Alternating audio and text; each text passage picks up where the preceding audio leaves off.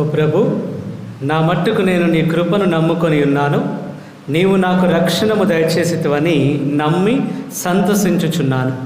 ప్రభు నాకు మేలు చేసిన కనుక నేను అతనికి స్తుతించి కీర్తింతును.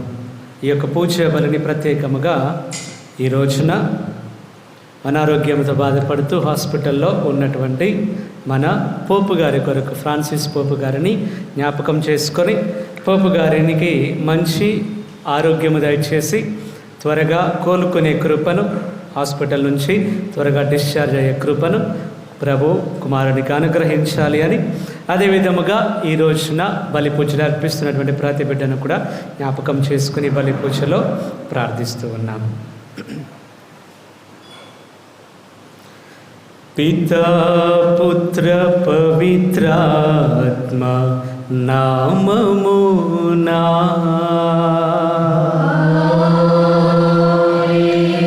మన ప్రభువైన యేసుక్రీస్తుని కృపా, సర్వేశ్వరుని ప్రేమ, పవిత్రాత్మ సహవాసము, సహకారము మీ అందరితో ఉండునుగాక.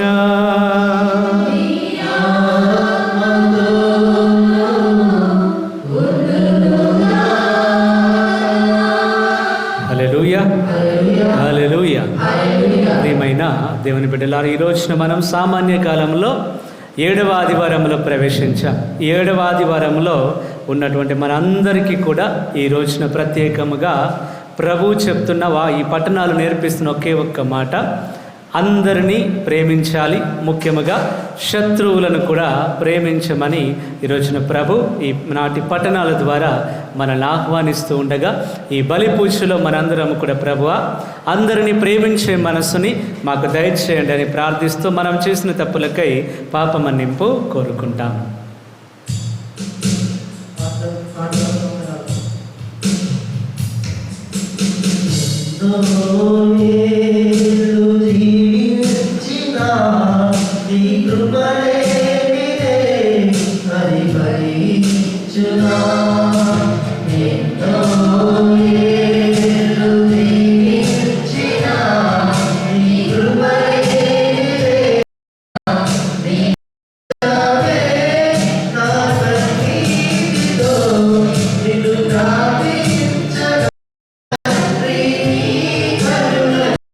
ఈశ్వరుడు మనకు దయచూపి మన పాపములను మన్నించి మనలను నిత్య జీవితమునకు చేర్చునుగాక. ప్రభు దయచూపము, క్రీస్తు దయచూపము, ప్రభు దయచూపము.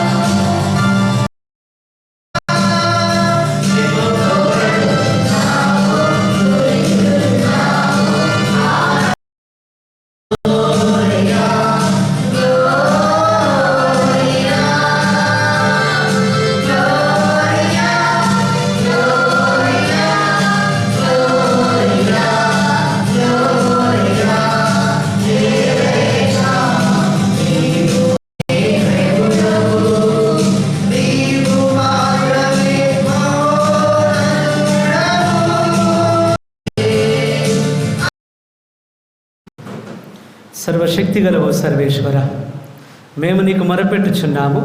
మేము అన్ని సమయములలోనూ ఆధ్యాత్మిక విషయములపైననే మననము చేయుచు మా మాటలలోనూ చేతలందనూ నీకు ప్రీతిపాత్రమైన వాటినే నెరవేర్చినట్లు కృపచూపుము.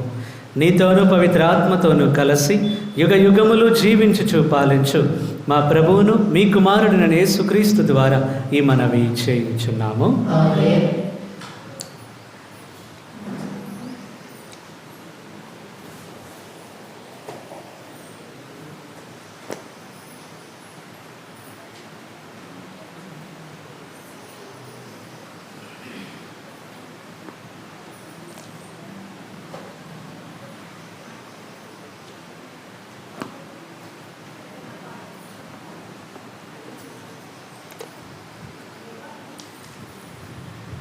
మొదటి పట్టణము.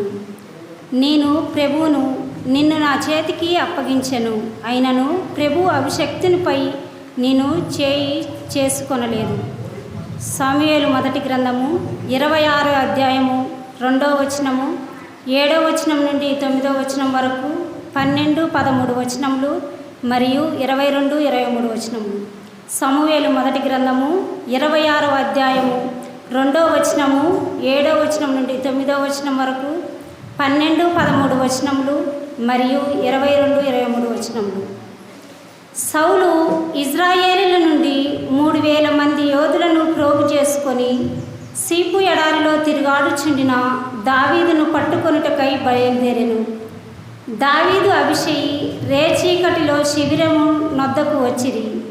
సౌలు పాలెంలో పరుండి నిద్రించుచుండెను. అతని ఈటె తలవైపున నేలలో దిగవేయబడి ఉండెను. అబ్నేరు సైనికులు చుట్టూ పరుండి నిద్రించుచుండిరి. అభిషేయి దావీదుతో, నేను ప్రభు శత్రువులను నీ చేతికి అప్పగించెను, ఇతనిని ఈ ఈటచే ఒక్క పోటున నేలపై గుర్చెదను, ఇక 2వ పోటు అక్కరలేదు అనెను.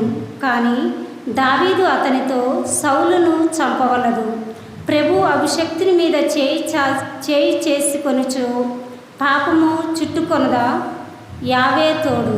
అతడు దావీదు సౌలు తలదాపుననున్న ఈటెను జలపాత్రమును గైకొనగా ఇరువురు గ్రామం నుండి వెడలిపోయిరి. ఆ రాత్రి శిబిరమున ఏమి జరిగినదో ఎవడునూ చూడలేదు, ఎవరును గుర్తుపట్టలేదు, ఎవరును మేల్కొనలేదు. గ్రామమంతయు మైమరచి నిద్రించెను. యావే వారికి అందరికును గాఢ నిద్ర పట్టునట్లు చేసెను. అంతటా దావీదు గుడారమున దాటి ఆవలి వైపు వెడలిపోయి శిబిరమునకు దూరమున ఒక కొండపైకెక్కి నిలిచెను. దావీదు అతనిచే, ప్రభువు, ఈటె ఇదిగో, నీ సేవకుడు ఇచ్చటికి వచ్చి దీనిని కొనివచ్చును. యావే ఎవరెవరి నీతికి విశ్వసనీయతకు తగినట్లుగా వారిని సత్కరించుచుండెను. నేను ప్రభువు నిన్ను నా చేతికి అప్పగించెను, అయినను ప్రభు అభిషక్తునిపై నేను చేయి చేసుకొనలేదు. ఇది ప్రభుని వాక్కు.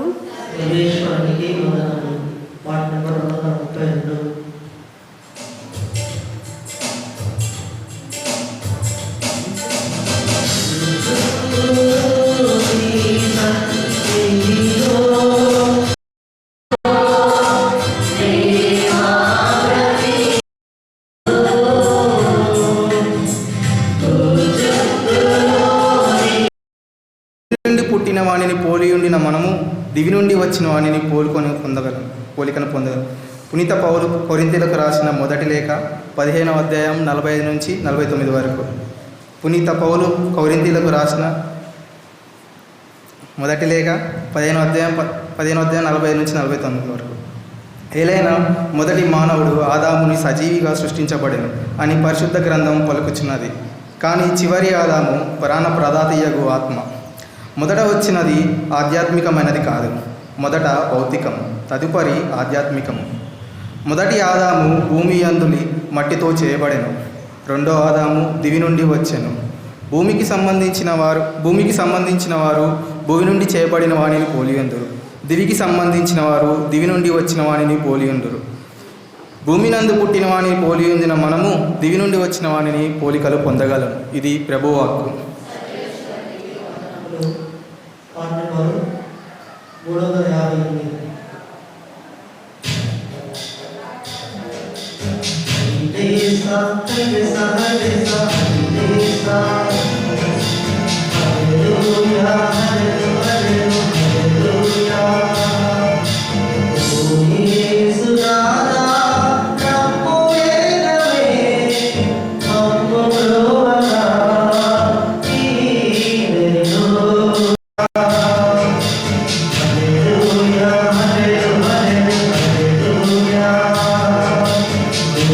耶稣啊，让我为了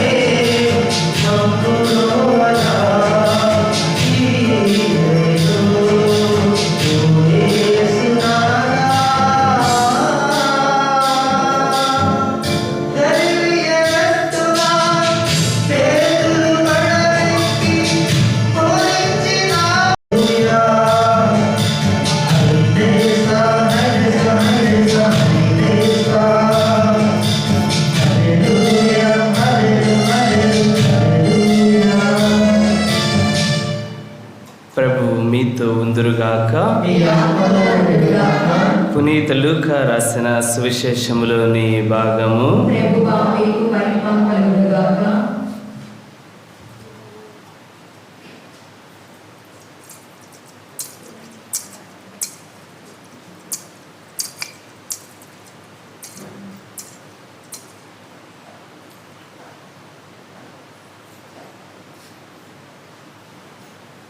లూకా శుభవార్త 6వ అధ్యాయము పరిశుద్ధ వచనములు 27 నుంచి 38 వరకు. లూకా శుభవార్త 6వ అధ్యాయము పరిశుద్ధ వచనములు 27 నుంచి 38 వరకు. ఆ కాలమున యేసు తన శిష్యులతో ఇట్లనెను, కానీ మీతో నేను చెప్పునది ఏమనా, మీ శత్రువును ప్రేమింపుడు, మిమ్ము ద్వేషించు వారికి మేలు చేయుడు, మిమ్ము శపించు వారిని ఆశీర్వదింపుడు, మిమ్ము బాధించు వారికై ప్రార్థింపుడు. నిన్ను ఒక చెంపపై కొట్టిన వానిని 2వ చెంపను కూడా చూపుము. నీ పై బట్టను ఎత్తుకొని పోవానిని నీ అంగీని కూడా తీసుకొని పోనిమ్ము. నిన్ను అడిగిన ప్రతి వానికి ఇమ్ము.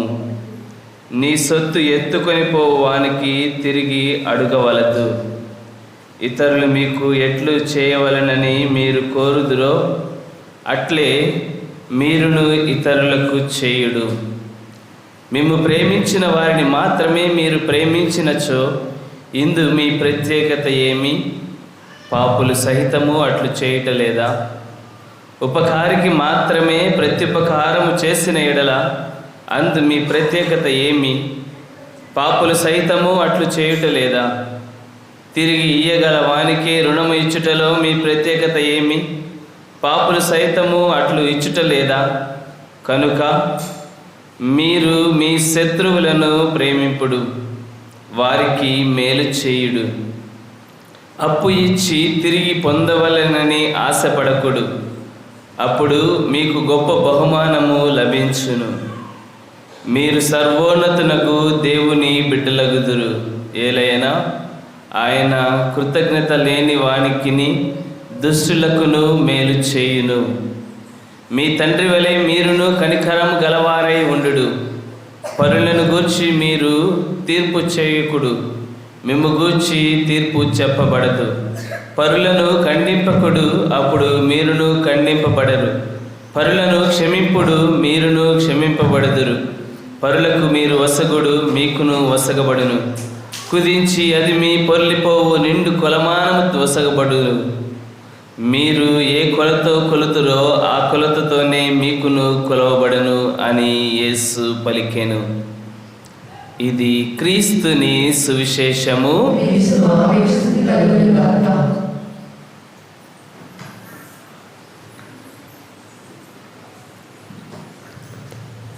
Praise the Lord. హల్లెలూయా. యేసువా వందనం, యేసువా స్తోత్రం. తండ్రి వందనం, తండ్రి స్తోత్రం. పరిశుద్ధాత్మ దేవ వందనం, పరిశుద్ధాత్మ దేవ స్తోత్రం. హల్లెలూయా, హల్లెలూయా. ప్రియమైన సహోదరి సహోదరులారా, ఈ రోజున ఈనాటి పట్టణాలన్నీ కూడా ఒకే ఒక్క విషయం, అందరికీ తెలిసినటువంటి మాట. కొన్నిసార్లు కష్టమైనది, కొన్నిసార్లు కాదు అన్నిసార్లు కష్టమైనది శత్రువులని ప్రేమించడం. 1995 సంవత్సరంలోని మన దేశంలో ఒక రాష్ట్రంలోని అక్కడ ఉన్నటువంటి భూస్వాములందరూ కూడా గిరిజనుల యొక్క హక్కులని, అంటే లేదా వాళ్ళ భూములు కావచ్చు, వాళ్ళకి చెందాల్సినవి కూడా ఈ భూస్వాములే వాడుకోవడం, ఆక్రమించుకోవడం ఇవన్నీ చేస్తున్నారు. హక్కు అనేది లేకుండా చేస్తున్నారు వాళ్ళు. అలాంటి సందర్భంలో ఒక సిస్టర్ గారు ఈ గిరిజనుల తరపున పోరాడి వాళ్ళ యొక్క హక్కులేంటి అని వాళ్ళకి తెలియజేశారు. తెలియజేసిన తర్వాత వాళ్ళ తరపున ఎంతగానో పోరాడారంటే అవతల ఉన్నటువంటి భూస్వాములకి ఈ సిస్టర్ గారి మీద కోపం వచ్చేంత, వీళ్ళకి వాళ్ళ గురించి అన్నీ తెలియజెప్పి వాళ్ళేంటి, మీ హక్కులేంటి, మీరు ఎట్లా ఉండాలని అన్నీ నేర్పించి సిస్టర్ గారు వీళ్ళందరినీ ఏమంటారు దాన్ని ప్రతిభావంతులుగా, చైతన్యవంతులుగా తీర్చిదిద్దుతున్నటువంటి ఒక సందర్భం. ఇప్పుడు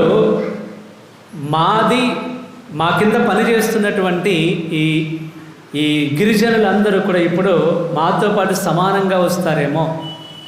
వీటన్నిటికీ కారణం ఎవరంటే సిస్టర్ గారు.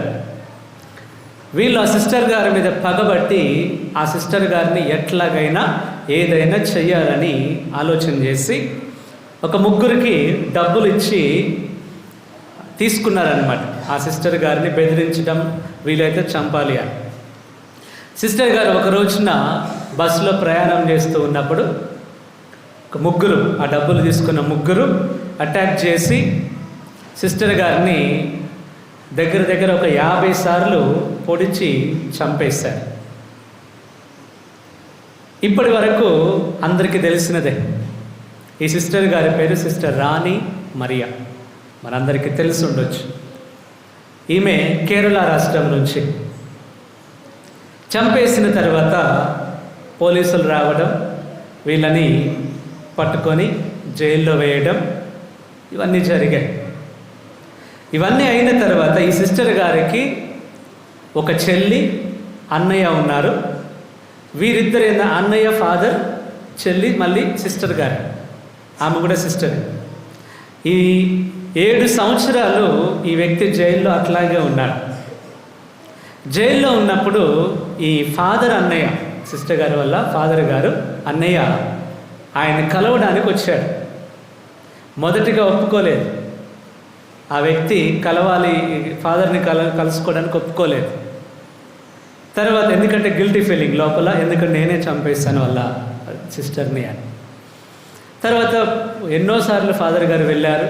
తర్వాత వెళ్ళి చివరిగా ఆ వ్యక్తి ఒప్పుకొని ఆ వ్యక్తి దగ్గర జైల్లోకి వెళ్ళి ఇట్లా, అయ్యా నేను కలవడానికి ఇట్లా వచ్చారని అంటే ఎవరు అని తెలిసి మాట్లాడుతున్నప్పుడు ఆయన చెప్పాడు, అయ్యా నా అన్న వాళ్ళే నన్ను చూడటానికి రాలేదు, నాకు డబ్బులు ఇచ్చి ఈ పని చేయించిన వాళ్ళు నన్ను చూడటానికి రాలేదు, నన్ను బయటికి తీసుకురావడానికి కూడా చూడలేదు. కానీ నేను మీ సిస్టర్ గారిని, మీ చెల్లిని చంపాను, దారుణంగా, క్రూరంగా, కిరాతకంగా చంపాను, అయినా కూడా మీరు నన్ను చూడటానికి వచ్చారు అని ఆయన బాధపడి కన్నీరు గార్చాడు. తర్వాత ఆ ఫాదర్ గారు ఆయనతో కలవడం, మాట్లాడడం, అప్పుడప్పుడు వెళ్ళడం, ఇవన్నీ చేస్తూ ఆయనలో మార్పుని గమనించాడు. ఎందుకు మీరు నన్ను కలవడానికి వస్తున్నారు అని అన్నప్పుడు ఆ ఫాదర్ గారు ఏమన్నారంటే, అయ్యా ఇప్పటి వరకు ఈ 7 సంవత్సరాలు నువ్వు పశ్చాత్తాపడుతున్నావు నువ్వు చేసిన పనికి, ఆ ఒక్క మార్పు అనేది ఒక్కటి చాలు నేను మేము కలవడానికి రావడానికి అని చెప్పి, తర్వాత వారం ఇంకొక సిస్టర్ గారు ఉన్నారు కదా వాళ్ళ చెల్లి, ఆమెను కూడా తీసుకొని వచ్చి ఆమె చెప్పిన మాట ఏమిటంటే, ఆయన్ను ఎవరైతే వాళ్ళ సిస్టర్ గారు వాళ్ళ అక్కయ్యను చంపేశారో ఆయన్ను తమ సొంత అన్నయ్యగా అంగీకరించింది. తర్వాత ఆ రోజు రాఖీ అయితే వెళ్ళి రాఖీ కట్టి సొంత అన్నయ్యగా స్వీకరించడం, ఫాదర్ గారు కూడా ఒక తమ్మునిలాగా, ఆ కుటుంబం అంతా కూడా తల్లిదండ్రులు కూడా కొడుకులాగా, ఒక సొంత కొడుకులాగా ఆ వ్యక్తిని స్వీకరించిన తర్వాత బయటకు వచ్చాడు. బయటకు వచ్చిన తర్వాత ప్రతి పండుగ ఏదున్నా కూడా ఒక ఇంట్లో సభ్యునిగానే ఆ వ్యక్తిని పిలవడం, ఆయన లేకుండా ఏ పండుగ చేసుకోకుండా ఉండడం, ఇట్లా అన్ని రకాలుగా ఆ వ్యక్తిని తమ కుటుంబంలో భాగస్వామిని చేసేసి వాళ్ళ సొంత బిడ్డలాగా చూసుకున్నారు. ఈనాటి పట్టణాలకి కరెక్ట్గా సెట్ అయ్యే ఒక సన్నివేశం ఇది. చంపేశారు, తమ సొంత కూతుర్నిచ్చి మంచి చేసినందుకు సిస్టర్ గారిని చంపేసిన వ్యక్తిని వీళ్ళు ఇంట్లో తీసుకొచ్చి పెట్టుకొని కొడుకు అంటున్నారు. నిజంగా ఈ మాటలు చెప్పాలి అని అంటే ధైర్యం కావాలి.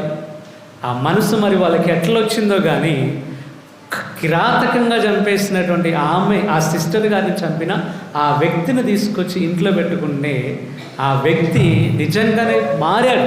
ఎంత అంటే పూర్తిగా మారిపోయాడు. మారిపోయి అందరినీ దగ్గరికి వెళ్ళి క్షమాపణ అడిగాడు. ఇంట్లో కుటుంబంలో ఉన్న ప్రతి ఒక్కరి దగ్గరికి వెళ్ళి క్షమాపణ అడిగి ఈ వ్యక్తి వాళ్ళ కుటుంబంలో సభ్యునిగా మారిపోయాడు. ఈరోజు శత్రువుల గురించి అంటే కొత్తగా ఏదో ఉండమంటున్నాడు. ఈరోజు వాక్యంలో బ్రదర్ చదివాడు. ఒకవేళ మీరు ఉపకారం చేసే వాళ్ళకి ఉపకారం చేస్తే మీలో ప్రత్యేకత ఏంటి? డబ్బులు ఇచ్చేవాడికి నువ్వు డబ్బులు ఇస్తే మీలో ప్రత్యేకత ఏంటి? ఉన్నవాడికి నువ్వు పెడుతూ పోతూ ఉంటే నీలో ఇవే మాట్లాడుతున్నాడు ప్రభు. వాక్యం చెప్తుంది మాట్లాడి. అంటే ప్రభు ఈ రోజున మన నుంచి ఏదో ప్రత్యేకత కోరుకుంటున్నాడు. ఏదో స్పెషల్గా మనం ఉండాలి, అందరిలాగా కాదు, ఏదో కొత్తగా మనం ఉండాలి అని కోరుకుంటున్నాడు. ఈ కొత్తగా ఉండాలి అని అనేది క్రీస్తు ప్రభు చెప్తున్నాడు కూడా. ఏం చేయాలి అని కూడా చెప్తున్నాడు. ఎందుకంటే ఈ లోకానికి చెందిన బిడ్డలు ఎట్లా ఉంటారనంటే ఒక తప్పు జరిగింది అని అంటే ఇంకొక ఆ వ్యక్తిని వేలెత్తి చూపించడానికి, లేదనంటే నన్ను ఏదైనా అన్యాయంగా ఏమైనా చేశారు అని అంటే నేను మళ్ళీ ఎట్లా టైం ఎప్పుడు దొరికిద్దా నేను వాళ్ళకి రెట్టింపుగా వాళ్ళకి తిరిగి ఇచ్చేయాలి నేను అని చూస్తూ ఉంటా. ఈ లోకం చేస్తుంది అట్లాంటిది. కానీ ప్రభు చెప్తున్నది ఏంటనంటే నీకు అన్యాయం చేసినవాడు కూడా న్యాయం చేయమంటున్నాడు. నిన్ను కొట్టిన వారి కొరకు ప్రార్థించమంటున్నాడు. నిన్ను బాధ పెట్టిన వారిని ప్రభుకు అర్పించమంటున్నాడు. ఇదంత సాధారణ విషయమేమి కాదు. ఒక వ్యక్తి నన్ను కొట్టిన వ్యక్తిని, నన్ను బాధ పెట్టిన వ్యక్తిని, ఆ వ్యక్తి ముఖం చూడటానికి నేను అంగీకరించదు మనసు. కానీ అట్లాంటిది ప్రభు ఏమంటున్నాడు అంటే ప్రేమించమంటున్నాడు. వారి కొరకు ప్రార్థించమంటున్నాడు. ఇవన్నీ ఈరోజు మనం ఇది నేర్చుకోకపోతే, ఉదాహరణకి ఇంట్లో నీ భర్త కావచ్చు, భార్య కావచ్చు, ఏదో తప్పు జరగడం నువ్వు చూసా, లేదా నీ పిల్లలు కావచ్చు, నీకు చెందిన ఎవరో ఒకరు, నీ ఫ్రెండ్ కావచ్చు, ఎవరైనా నీ తప్పు జరగడం ఏదో చూసా, అప్పటి నుంచి ఆ వ్యక్తి మారిన తర్వాత కూడా ఆ తప్పునే పట్టుకొని పొడిచి దాన్నే వేలెత్తి చూపిస్తూ మనం తప్పులు చేయలేదా? మనం చేయలేదా తప్పులు? ఎందుకనంటే నువ్వు ఆ వ్యక్తి నీ కళ్ళ ముందు తప్పు జరిగినా కూడా క్షమించే మనసు నీకు ఉండాలి. నీ కళ్ళ ముందు నిన్ను ఇగో ఇది అని నీకు వేలెత్తి చూపించినా కూడా పర్వాలేదు అని మన్నించే మనసు, అదే ప్రత్యేకత. నిన్ను కొట్టిన వాడిని తిరిగి కొట్టితే ప్రత్యేకత ఏం లేదు, అది అందరూ చేసే పనే. నువ్వు దానిలో కొత్తగా చేస్తున్నది ఏం లేదు. నిన్ను తిట్టిన వాళ్ళని వాళ్ళు ఒక్క తిట్టు తిడితే మనం ఒక 10 తిట్లు ఎక్స్ట్రా వేసి తిడుతుంటాం. ఇది అందరూ చేసే పనే. సైలెంట్గా ఉండి చూడు, వాళ్ళని ప్రేమించి చూడు. అది మనం చూపించాల్సిన ప్రత్యేకత. ఈ ప్రత్యేకత ఈరోజు మన దగ్గర నుంచి కోరుకుంటున్నాడు ప్రభు. ఒక ప్రత్యేకమైనటువంటి బిడ్డగా, ప్రత్యేకమైనటువంటి వ్యక్తిగా నిన్ను ఉండాలని ప్రభు కోరుకుంటున్నాడు. Praise the Lord. Hallelujah, hallelujah. అవును, ఈరోజు మొదటి పట్టణంలో మనం చూసినట్లయితే సౌలు దావీదు గురించి మాట్లాడుతున్నారు. సౌలు రాజుగా ఉన్నాడు. దావీదు గొలియాతును చంపిన తర్వాత, కొన్ని యుద్ధాలు చేసిన తర్వాత వాళ్ళ సైన్యం యుద్ధం చేసి తిరిగి వస్తున్నప్పుడు, ఆ ఊరిలోనికి వచ్చినప్పుడు అక్కడ ఉన్నటువంటి ఊరి వాళ్ళందరూ కూడా పాట పాడుతున్నారు. ఏంటయ్యా అంటే సౌలు 1000 మందిని చంపితే దావీదు 10,000 మందిని చంపాడు. ఈ ఒక్క మాట సౌలుకి అసూయ పుట్టేలాగా చేసింది. దావీదుని శత్రువుగా చేసుకున్నాడు. ఎట్లాగైనా దావీదును చంపాలని చూశాడు. ఎన్నోసార్లు సైనికులు పంపించాడు, తను వెళ్ళాడు చంపాలని దావీదును. దావీదుకి ఈ దావీదులో ఉన్న గొప్పతనం ఈరోజు ఈ వచనాలు ఎందుకు మనం చదువుతున్నామనంటే దావీదులో ఉన్న ప్రత్యేకత. ఆయనకి 2 సార్లు, ఈరోజు పట్టణంలో 2 సార్లు సౌలు దొరుకుతాడు, ఒంటరిగా దొరుకుతాడు. ఉదాహరణకి నేను నిన్ను చంపాలని చూస్తున్నా, అట్లాంటి నేను నీకు ఒంటరిగా దొరికిన, ఎవరు లేరు నా పక్కన, నేను కూడా ఆదమరిచి నిద్రపోతున్నా. అప్పుడు ఏం చేస్తారు అవతలి వ్యక్తి? తప్పకుండా ఆ ఛాన్స్ తీసుకుంటాడు. నేను చంపాలని చూస్తున్నాను కాబట్టి వాడికి ఛాన్స్ దొరికింది, నన్ను చంపాలని చూస్తాడు. ఈరోజు సౌలు దావీదును చంపాలని చూస్తున్నాడు, కానీ దావీదుకు ఛాన్స్ వచ్చింది, సౌలును చంపే ఛాన్స్, అయినా కూడా తీసుకోలేదు. ఏమన్నాడు తెలుసా? పక్కన ఉన్నటువంటి ఆ వ్యక్తి వచ్చి చెప్పాడు. ఏమిటయ్యా అంటే, అయ్యా అభిషాయ్ వచ్చి దావీదుతో చెప్పాడు, వీళ్ళిద్దరు కలిసే వెళ్తారు గుడారానికి. సౌలు పడుకొని నిద్రపోతున్నప్పుడు అభిషేక్ చూసి దావీదుతో చెప్తున్నాడు, దావీదు ఇదిగో నీ శత్రువు దేవుడు నీ చేతికి అప్పగించాడు, ఆ బల్లెం పక్కన ఉంది, గుండెల్లో దింపేసే అని అంటాడు. అప్పుడు దావీదు ఒక మాట అంటాడు, అయ్యా అభిషాయి, ఈ వ్యక్తి నన్ను చంపాలని చూస్తున్నాడేమో, కానీ ఆయన అభిషిక్తుడు, దేవునిచే ఎన్నుకోబడిన వ్యక్తి. అట్లాంటి వ్యక్తిని నేను తాకుతున్నానంటే నా దేవుని తాకుతున్నట్లే. ప్రైజ్ ది లార్డ్, హల్లెలూయా. చూడండి దావీదులో ఉన్న ప్రత్యేకత.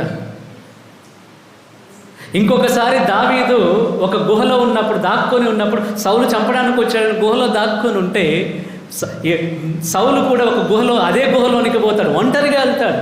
దావీదు చూశాడు, వచ్చింది సౌలే అని తెలుసు, అయినా కూడా ఒక్కటి కనీసం గీత కూడా పడనివ్వడు, క్షమించాడు. ఈరోజు మనం ఈ దావీదు నుంచి నేర్చుకోవాల్సింది కూడా ఇదే. చేతికి దొరికిన సౌలుని, ఇంక సౌలు అని మనకు అర్థమయ్యే భాషలో చెప్పాలంటే దావీదు యొక్క శత్రువుని, చేతికి దొరికిన శత్రువుని వదిలేశాడు. అవకాశం ఉన్నా కూడా ఒకటే మాట అన్నాడు, అభిషేక్తుని, ఆయన దేవునిచే అభిషేకింపబడ్డాడు. ఈ ఇజ్రాయేల్ రాజ్యానికి మొట్టమొదటి రాజుగా దేవుడే స్వయంగా ఈ వ్యక్తిని అభిషేకించాడు. అట్లాంటి అభిషేక్తుని నేనెందుకు చంపుతాను? వద్దు, ఒక్క గీత కూడా పట్టడానికి వీల్లేదని వెళ్ళిపోయారు. ఎన్నిసార్లు మనం మన శత్రువుని ప్రేమించాం? ఎన్నిసార్లు మన శత్రువుని మనం క్షమించాం? ఎప్పుడూ కూడా గుర్తుంచుకోండి, ప్రేమ క్షమాపణ రెండు కలిసి ఉంటాయి. లేదు నేను క్షమించాను కానీ ప్రేమించలేనంటే నువ్వు క్షమించలే, అబద్ధం. లేదు నేను ప్రేమిస్తున్నాను కానీ ఈ విషయంలో నేను క్షమించట్లేదు అని అంటే నీ ప్రేమ అబద్ధం, నువ్వు ప్రేమించట్లేదు, అది అబద్ధం ప్రేమ, నువ్వు అబద్ధం చెప్తున్నా. ఎందుకనంటే ప్రేమించే మనసు ఉన్నప్పుడు క్షమించే గుణం ఉంటుంది, క్షమించే గుణం ఉన్నప్పుడు ప్రేమించే మనసు ఉంటుంది. ఈ రెండింటినీ విడదీయాలని చూడద్దు, విడిపోవాలి. నువ్వు ఉదాహరణకి తప్పు చేసిన నీ భర్తని లేదా భార్యని నువ్వు క్షమించానని బయటకు చెప్తున్నావేమో, కానీ నువ్వు ప్రేమించకుండా సరిగా మాట్లాడకుండా అట్లాగే ఉండొచ్చు. అట్లా ఉంటున్నావని అంటే దాని అర్థం నువ్వు క్షమించలేదు, నువ్వు చెప్తున్నా ప్రేమిస్తున్నాను అనేది కూడా అబద్ధం. ప్రైజ్ ది లార్డ్, హల్లెలూయా, హల్లెలూయా. నీ తోటి వారిని నువ్వు ప్రేమించకపోతే ఈరోజు చెప్తున్నదంతా వ్యర్థం అన్నమాట. అది చెప్పి కూడా వేస్ట్ అయిపోతుంది. 2వ జాన్ పాల్ పోపు గారు ఆయన పోపు గారిగా ఉన్నప్పుడు, చనిపోయి ఇప్పుడు పునీతులుగా ఉన్నారు కదా, పోపు గారిగా ఉన్నప్పుడు ఒకసారి ఇట్లాగే వచ్చిన జనం మధ్యలో ఆయన తిరుగుతూ ఉంటే ఒక వ్యక్తి వచ్చి పోపు గారిని గన్ పెట్టి షూట్ చేస్తాడు, కాల్ చేస్తాడు. గన్ పెట్టి కాల్ చేసిన తర్వాత ఆయన పట్టుకుంటారు, అక్కడ ఉన్న సెక్యూరిటీ పట్టుకుంటారు. తర్వాత పోపు గారిని హాస్పిటల్లో జాయిన్ చేసిన తర్వాత కొద్దిగా రికవరీ అయిన తర్వాత బయటకు వచ్చి ఇంటికి పోకుండా డైరెక్ట్గా వెళ్ళి జైల్లోకి వెళ్తాడు. ఎవరైతే కాల్చారో ఆ వ్యక్తి దగ్గరికి వెళ్తాడు. ఆ వ్యక్తి దగ్గరికి వెళ్ళి ఆ వ్యక్తిని క్షమిస్తాడు. మన 2వ జాన్ పాల్ పోపు గారు క్షమించాడు ఆ వ్యక్తిని. ఆయన మీద ఉన్న కేసులన్నీ తీసేసి ఆయన బయటకు తీసుకొచ్చాడు. కొన్ని మనం అనుకుంటాము కానీ ఈ గుణం, క్షమాపణ అనే గుణం మనుషులకి, మానవ గుణం మనకు మనం పొందుకోలేము. ఇది డివైన్ క్వాలిటీ. పరలోకానికి చెందినటువంటి గుణం క్షమాపణ. అందుకే ప్రభు అందరూ ఆయన కొడుతున్నా, తిడుతున్నా, ఉమ్మేసిన, శరీరంలో ఉన్న రక్తం అంతా తీసేసినా కూడా చివరిగా పలికిన ఒకే ఒక్క మాట, ప్రభువా వీళ్ళు ఏం చేస్తున్నారో వీళ్ళకి తెలియదు, వీళ్ళని క్షమించండి. ఒకటే మాట. ప్రేమతో నింపు యేసు మన్నింపవరమివ్వు. ఆ ప్రేమ, మన్నింపు రెండు కలిసి హ్యాండ్ ఇన్ హ్యాండ్ ఒకే విధంగా పోతాయి. ఆ రెండు ఒకదాన్ని విడదీయాలని చూస్తూ నాకు ప్రేమ ఉంది నేను క్షమించలేను అని అంటే నువ్వు అబద్ధం చెప్తున్నట్లే. ఎప్పుడు కూడా ఈ రెండు కలిసే ఉంటాయి. ఒక వ్యక్తి పాట రాశాడు, ఎట్లా అంటే, యేసయ్య నిన్ను సిలువకు వేసి మెకులేసినోళ్ళ చేతులే కందిపోయేనేమో అని కంట నీరు పెట్టుకున్న ఓడివి. అది ఎట్లా అంటున్నాడనంటే, యేసయ్యను సిలువ వేయడానికి ఆ వ్యక్తి సుత్తి పట్టుకున్నాడు కదా, ఆ హ్యామర్ పట్టుకొని కొడుతున్నప్పుడు ఆ చెయ్యి, ఆ సుత్తి పట్టుకోవడం వలన ఆ పట్టుకున్న వ్యక్తి చెయ్యి ఎక్కడ కందిపోయిందో ఆ చీల పట్టుకున్న వ్యక్తి కొట్టాడు కదా సిలువని. యేసయ్య శరీరంలో దింపినప్పుడు ఆ రెండు చేతులు పట్టుకొని ఈ సుత్తే ఈ చీల పట్టుకొని ఎక్కడ కందిపోయాయో అని ప్రభు కన్నీరు గార్చాడంట. ప్రైజ్ ది లార్డ్, హల్లెలూయా. అవును, యేసయ్య మనకి క్లియర్గా చూపించాడు. అప్పటి వరకు క్షమాపణ అనేది ఏదో ఒక ఒక ఒక ఏమంటారు దాన్ని, బుక్లోకే ఒకవేళ పరిమితమై ఉందేమో, కానీ క్రీస్తు ప్రభు వచ్చిన తర్వాత దాన్ని చూపించాడు. ఎట్లా చేయగలం, మనం కూడా చేయగలం, మనం కూడా మన్నించగలం. ఒక సాధారణ మనిషి కూడా ఈ ప్రేమించగలడు, మన్నించగలడని మనకి ఆయనలోనే చూపించాడు. ప్రేమ అంటే ఏందో చూపించాడు, క్షమాపణ అంటే ఏందో చూపించాడు. మన కొరకు మరణించి మన మీద ప్రేమను చూపించాడు. అందరినీ క్షమించి ఆయన క్షమాగుణం ఏందో కూడా చూపించాడు. ప్రైజ్ ది లార్డ్, హల్లెలూయా. మరి ఈరోజు మనం ఎట్లా ఉంటున్నాం? మనం ఎట్లాంటి జీవితం జీవిస్తున్నాం? క్షమించే గుణం నీకు నాకు లేకపోతే, మన్నించే గుణాలు లేకపోతే, ప్రేమించే గుణం లేకపోతే మన క్రైస్తవ జీవితానికి అర్థమే లేదు. నువ్వెన్ని సంవత్సరాలు ఆ వ్యక్తితో మాట్లాడకుండా ఉంటావో అన్ని సంవత్సరాలు కూడా నీకు ప్రేమ లేదనంటే, ఇక్కడ నువ్వు వచ్చి చేస్తున్న ప్రార్థన, నువ్వు స్వీకరిస్తున్న దివ్యసత్ శరీర రక్తాలు, నువ్వు చేస్తున్నటువంటి ఉపవాసం, నువ్వు తీసుకుంటున్న దీక్ష అన్నీ కూడా జీరో, సున్నా, వేస్ట్. ప్రైజ్ ది లార్డ్, హల్లెలూయా. నువ్వు ప్రేమించు, ఆ వ్యక్తిని మన్నించు, ఈ దీక్షలు ఇవన్నీ అవసరం లేదు, చాలు. Praise the Lord. కనుక ఈ రోజైనా మనం ప్రభుకి మాట ఇవ్వాలి. ప్రభువా, మన్నించే మనసు, క్షమించే గుణం, ప్రేమించే మనసు నాకు ఇవ్వండి. ఎందుకనంటే అది కేవలం ప్రభు మాత్రం ఇస్తాడు. ఎవరో మనుషుల నుంచి, వాళ్ళ దగ్గర నుంచి, వీళ్ళ దగ్గర నుంచి కాదు, ప్రభు మాత్రమే ఇవ్వగలడు. అది ఆ ప్రేమ, ఆ క్షమించే గుణం ఈరోజు ప్రభు దగ్గర నుంచి నేను పొందుకోవాలి. కొంతమంది అనుకుంటాం, ఈ ప్రసంగం నాకు కాదులే, నేను బాగానే ఉన్నానులే, నాకెందుకులే అని అనుకుంటున్నట్లయితే ఈరోజు కాదు, ప్రతి వారం మనం వచ్చి కూర్చొని కూడా వేస్ట్ అన్నమాట. ఈ వాక్యం కొన్నిసార్లు వాక్యం కష్టం, కొన్నిసార్లు కాదు, ఇక్కడ చాలాసార్లు కష్టంగా అనిపిస్తుంది. వాక్యం వినడం చాలాసార్లు కష్టంగా అనిపిస్తుంది, అయినా కూడా వినాలి, పాటించాలి. నేను మళ్ళీ చెప్పాను, ఎప్పుడు చెప్తున్నది, మళ్ళీ చెప్తున్నది ఒకటే మాట ఏంటంటే, వాక్యం కేవలం వినేది కాదు, వాక్యం మన జీవితంలో పాటించేది. వాక్యం కేవలం చర్చిలో మాత్రమే ఇక్కడ ఉండి కూర్చొని వచ్చినప్పుడు వినేసి పర్వాలేదు మంచిగానే ఉందని వెళ్ళిపోవడం కాదు, దాన్ని తీసుకొని లోపల పెట్టుకొని వెళ్ళాలి, దాని జీవితంలో పాటించాలి, అనుసరించాలి. మార్పు అనేది చిన్నగా వస్తుంది, ఒకే రోజు రాదు మార్పు అనేది. ఆ మార్పు అనేది ఎట్లా వస్తుందనంటే వాక్యం వింటున్నప్పుడు, వాక్యాన్ని పాటిస్తున్నప్పుడు. నీకు నిజంగా ధైర్యం ఉంటే, మీ అందరికి ఒక ఛాలెంజ్ చేస్తున్నాను నేను కూర్చున్న మీ అందరికి కూడా, మీకు నిజంగా గట్స్ ఉంటే, ధైర్యం ఉంటే వెళ్ళి ఎవరితో మాట్లాడలేదు వాళ్ళతో మాట్లాడి చూపించండి ఈరోజు. ప్రైజ్ ది లార్డ్, హల్లెలూయా.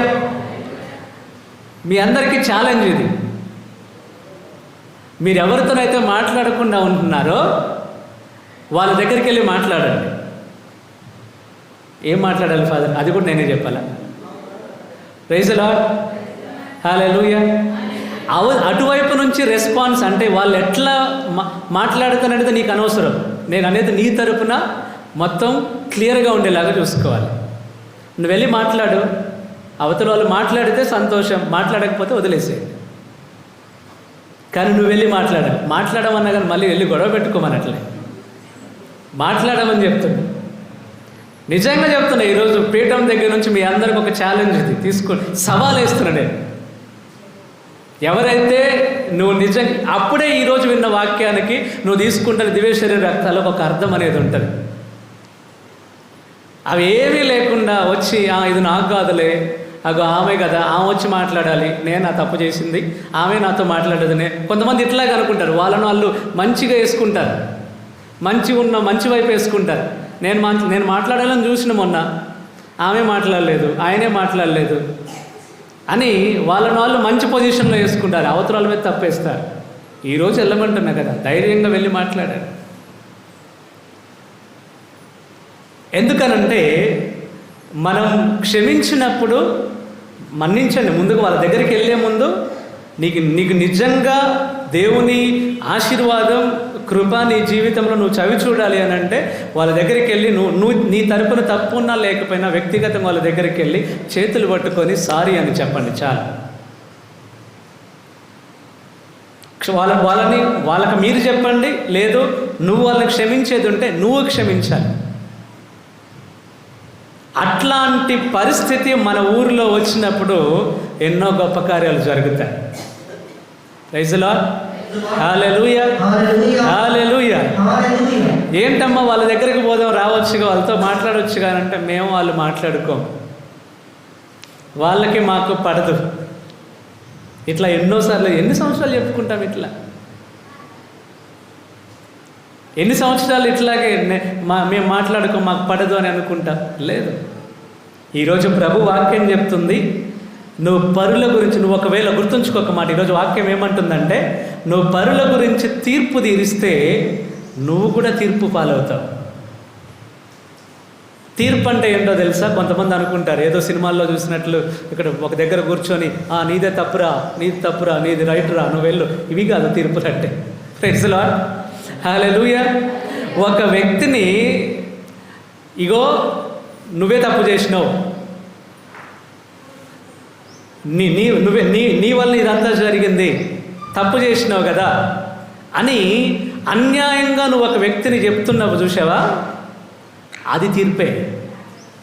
తర్వాత నేను మంచిగానే ఉన్నానుగా, తప్పు నాది కాదుగా, తప్పు నీ వైపునున్నా కూడా తప్పు నాది కాదుగా, ఆమె చేసిందిగా, నేను కొద్దిగా ఒక్క మాటేగా నేను అన్నది, ఆమె 4 మాటలు అన్నది, 4 పెద్ద మాటలు అన్నది, నేను ఒక్క మాటేగా అన్నది అని నాకు నేనే తీర్పు తీర్చుకుంటున్నా చూడండి. నేను మంచిగా అనుకుంటున్నా చూడండి, అది కూడా తీర్పే.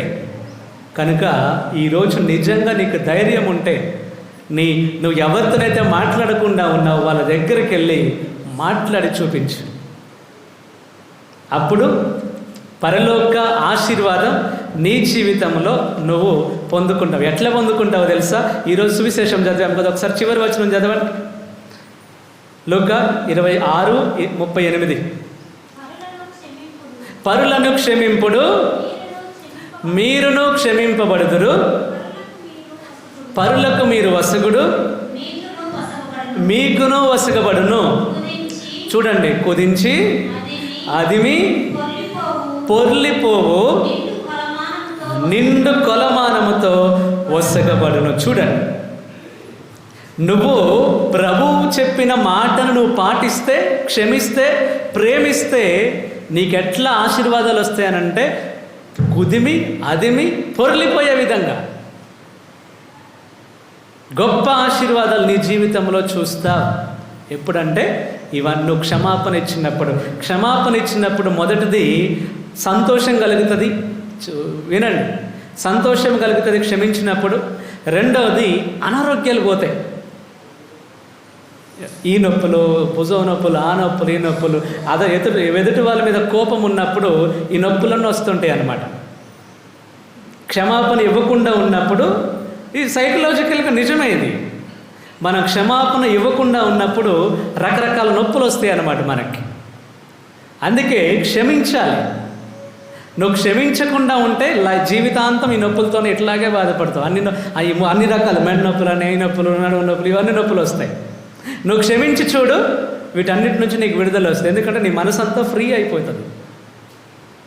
ప్రైజ్ ది లార్డ్, హల్లెలూయా. క్షమాపణ వలన ఆనందం కలుగుతుంది, అనారోగ్యం నుంచి విడుదల పొందుకుంటాం. క్షమాపణ వలన సంతోషం. మనం ఎట్లా అనంటే, ఇప్పుడు క్షమించినప్పుడు నిజంగా నా వ్యక్తి నా ఫ్రెండ్ అయిపోతారు. క్షమించినప్పుడు నేను వెళ్ళి ఇంకొక మనిషిని నేను గెలిచినట్లే. క్షమాపణ ద్వారా ఈరోజు కూడా క్రీస్తు ప్రభు గురించి అందరు చెప్పుకుంటున్నారు. లోకమంతా కూడా క్రీస్తు ప్రభు అనంటే ఒక ఆయన అంటే తెలియని వాళ్ళు కూడా ఒక కొత్తగా చూస్తారు. ఎందుకు అనంటే ఇదే ముఖ్యం. దానిలో ఆయనలో ఏంది ప్రత్యేకత అనంటే ప్రేమ, క్షమాపణ. ఈ రెండు క్రైస్తవత్వం నుంచి తీసేస్తే ఏం లేదు. క్రైస్తవత్వంలో లేదు, ఏమీ లేదు అక్కడ. ఈ రెండు తప్ప. అద్భుతాలు కాదు, హలో, అద్భుతాల గురించి అద్భుతాలు మాత్రం ఉంటే క్రైస్తవత్వం లేదు. అది అసలే కాదు. నువ్వు ఈ రెండు పాటించి చూడు, అద్భుతం. మిగిలినవన్నీ వస్తాయి.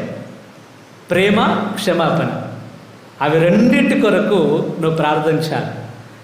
మళ్ళీ గుర్తు చేస్తున్నా, ఇచ్చిన సవాలు స్వీకరిస్తే మీ ఇష్టం.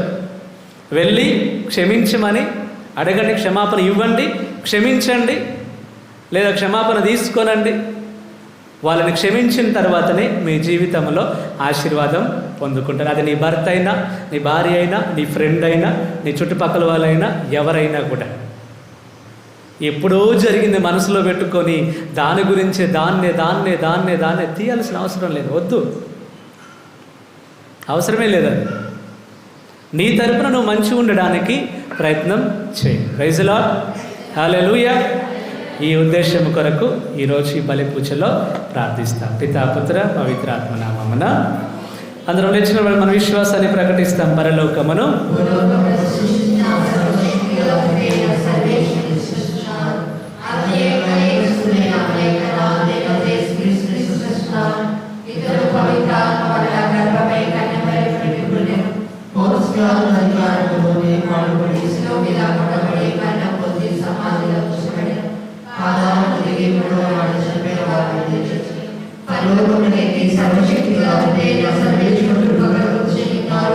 అక్కడ నుండి జీవించు వాళ్ళకు చనిపోయిన వాళ్ళకు తీర్పు చేయవచ్చు.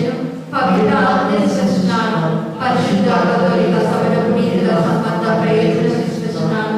పాపముల మన్నింపు ఇస్తున్నాను, శరీర ఉద్ధారణ ఇస్తున్నాను, నిత్య జీవనం ఇస్తున్నాను.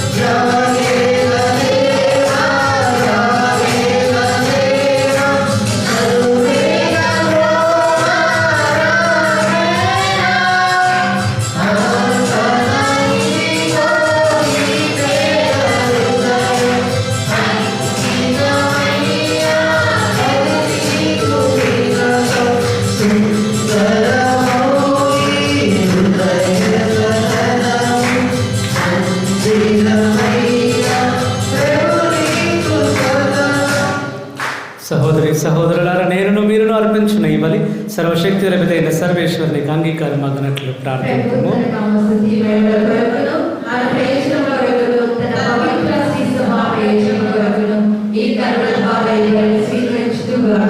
ప్రభువా, నీకు అర్హమైన వాటిని పాటించుచు నీ పరమ రహస్యములను కొనియాడుచున్నాం. నీ వైభవమునకు పూజ్య భావముతో మేము అర్పించినవి మాకు రక్షణదాయకముగా మారినట్లు కరుణింపము. మానాదురైన క్రీస్తు ద్వారా ఈ మనవి చేయించున్నాము. ప్రభు మీతో ఉందరుగాక. మీ మనస్సులను ఉన్నతమునకు త్రిప్పుము. మన దేవుడైన ప్రభువునకు కృతజ్ఞత తెలుపుదము. ప్రభు అయిన దేవ, పావన పిత, సర్వశక్తిగల నిత్య సర్వేశ్వర, మేము ఎల్లప్పుడూ నేర్చుకుంటున్న నీకు కృతజ్ఞత వందనములు మా ప్రభు అయిన క్రీస్తు ద్వారా చెల్లించుట యుక్తము, న్యాయము, ధర్మము, రక్షణదాయకము. ఏలైనా క్రీస్తు తన జన్మము ద్వారా పతనమైన మానవ స్థితిని నూతనీకరించాను. తన శ్రమల ద్వారా మా పాపములను రద్దు చేశాను. అతడు మరణము నుండి ఉత్థానుడై శాశ్వత జీవితమునకు మార్గము తెరిచాను. తండ్రి, అతడు నీ వద్దకు మోక్షారోహణము చేసి మూసి ఉన్న మోక్ష ద్వారములను తెరిచాను. కావున దూతల పునీతుల బృందములతో ఏకమై నిరతము మేము నీ స్తుతి గీతమును పాడుట ఎట్లనగా,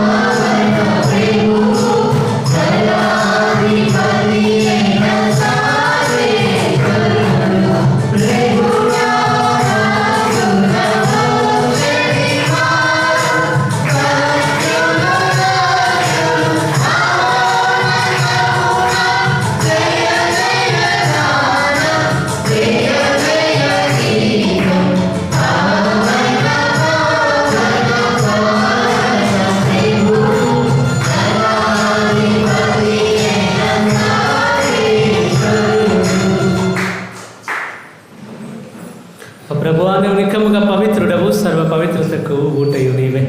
కనుక నీ పవిత్ర ఆత్మ వారి కానుకలను పరిశుద్ధపరచ ప్రతిమానుచున్నాము. ఈ విధమునవి మా కొరకు మా ప్రభువైన యేసుక్రీస్తుని శరీర రక్తములు అగునుగాక. అతడు శిలువ శ్రమలకు తనను తాను ఇష్టపూర్తిగా అప్పగించుకొనినప్పుడు అప్పమ్మను అందుకొని కృతజ్ఞతావందనములు చెప్పి త్రుంచి శిష్యులకిచ్చుచు ఇట్లా, నేను మీరందరూ దీనిని తీసుకొని భుజింపము. ఏలైనా ఇది మీ కొరకు అప్పగింపబడనున్న నా శరీరము.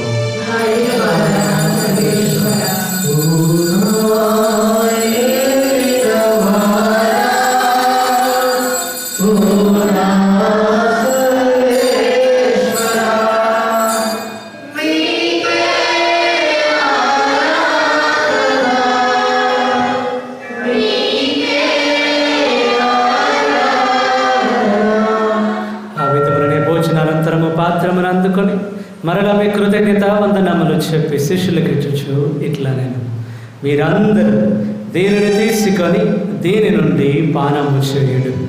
ఎలైనా ఇది నూతన నిత్య నిబంధన యొక్క నా రక్తపు పాత్రం. ఇది మీ కొరకును అనేకుల కొరకును పాప పరిహారమునకై ధారబోయబడును. దీనిని నా జ్ఞాపకార్థము చేయుడు.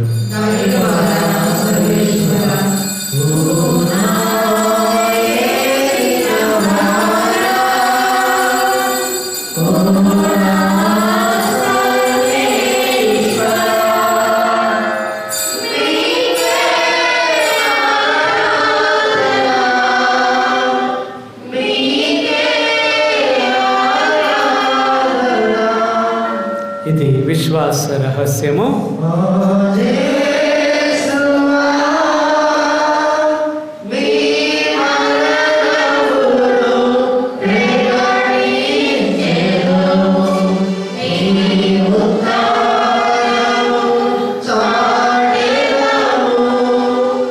Yeah.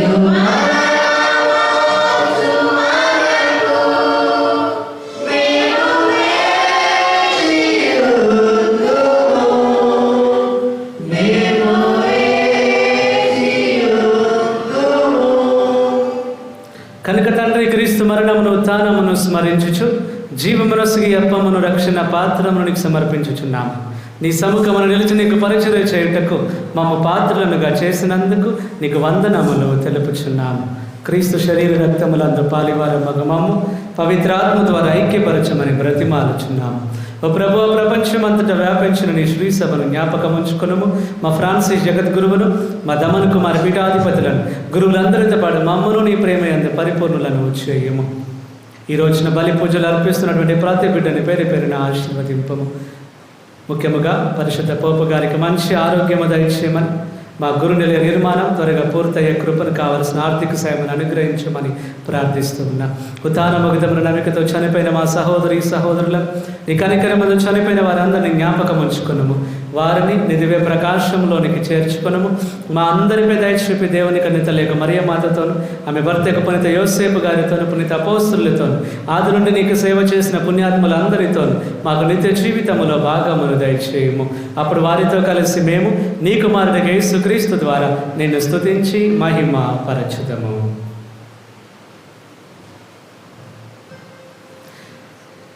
క్రీస్తు ద్వారా, క్రీస్తుతో, క్రీస్తునందు సర్వశక్తి గల పితయైన సర్వేశ్వరా, పవిత్రాత్మతో ఏకమయ్యుండు మీకు యుగ యుగములు గౌరవ మహిమలు కలుగునుగాక.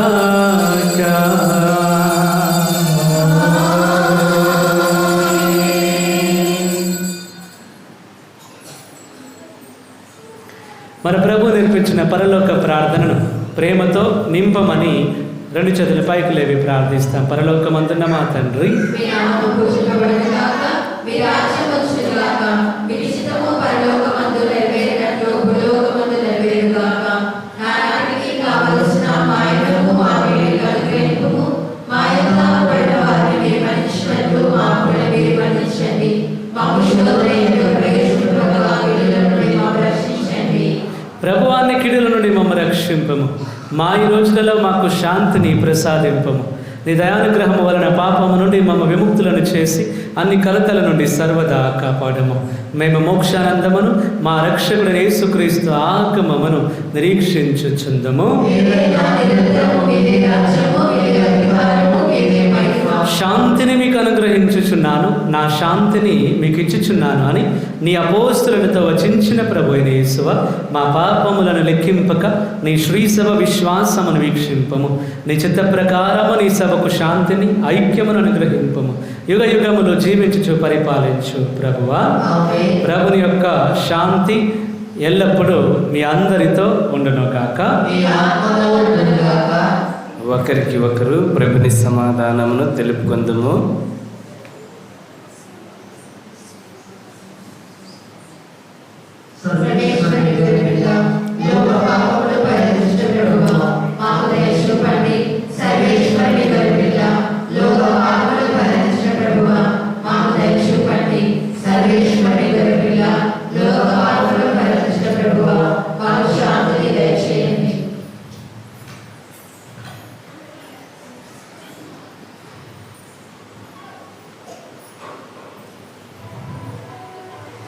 ఇదిగో సర్వేశ్వరుని గొర్రెపిల్ల, ఇదిగో లోక పాపములను పరిహరించు ప్రభు. ఈ గొర్రెపిల్ల ఎందుకు పిలువబడిన మనందరము ధన్యులము.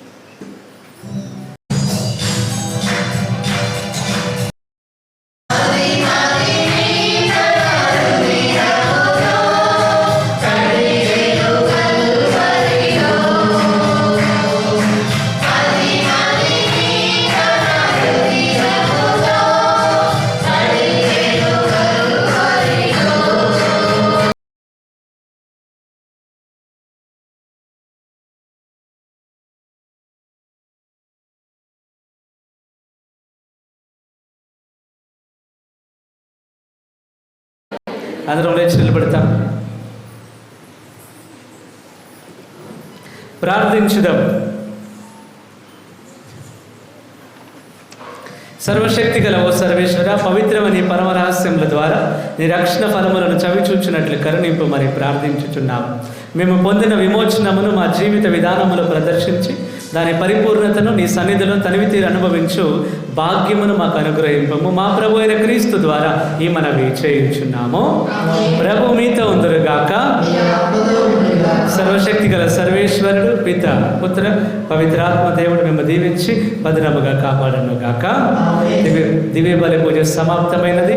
సమాధానంతో వెళ్ళి క్రీస్తుని ప్రేమలో, ఆయన సేవలో ప్రేమించే బిడ్డలుగా, క్షమాపణ ఇచ్చే బిడ్డలుగా, క్షమించే బిడ్డలుగా జీవించండి.